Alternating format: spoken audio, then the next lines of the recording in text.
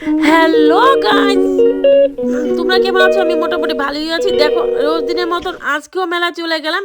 এই যে মেলার গেটের থেকে স্টার্ট করলাম। দেখো, এখানে এক কাকু বসে আছে। এখানে মাটির জিনিস নিয়ে বাচ্চাদের আনারস, তারপরে হলো কলা, আম, আপেল বেশ সুন্দরী ছিল, কিন্তু কিনি নাই।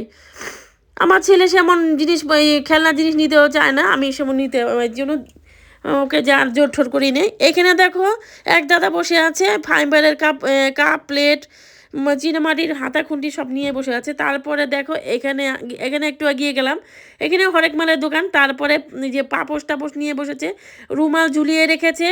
তারপরে এখানে আয়না, চিরুনি, এক দোকানে এই আলু কাটার মেশিন, তারপরে হলো চামচ বাটি সব কিছুই রেখেছে, কিন্তু আমার কোনো একটা পছন্দ হয়নি। তারপরে এখানে দেখো একটা পুরোনো কাপড়ের দোকান যে পাওয়া যায় ওখানে, কম দামের কাপড়ের দোকান।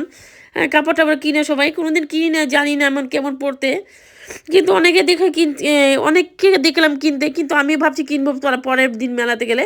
তারপরে এখানে দেখো একটা নাগরদোলা এসেছে নতুনত্ব, কিন্তু কোনো দিন উঠিনি। তারপরে এখানে দেখো এই যে 3 টাকার দোকান, এইখানে যে বাসন টাসন বিক্রি হচ্ছে আর কি। লটারি কাটলে পরে যদি ফাঁসে তারপরে দেয়, প্রাইজ দেয়।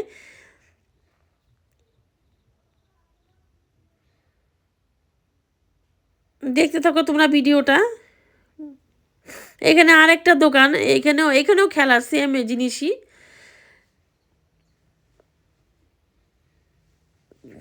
তারপরে দেখো অনেক চাবি রিং উঠেছে এখানে, অনেক রকমের চাবি রিং, কিন্তু আমার সুন্দরই লেগেছে, কিন্তু দাম বেশি। এখানে কিনি না একটাও। আমার মেয়ে বললো নিব, পরে আমি বলছি আর কিনিস না, এখানে দাম বেশি, অন্য দোকান থেকে নিয়েছি। তোমাদের এটা ভিডিওতে দেখাই নেই। এখানে কিন্তু সুন্দর সুন্দরই ছিল পুতুলগুলো।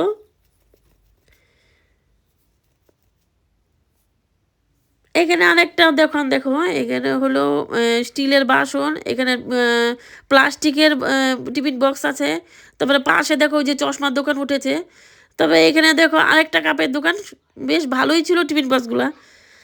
আমার ভিডিওটা যদি ভালো লাগে লাইক কমেন্ট শেয়ার সাবস্ক্রাইব করো। ভালো থেকো, টাটা, গুড নাইট।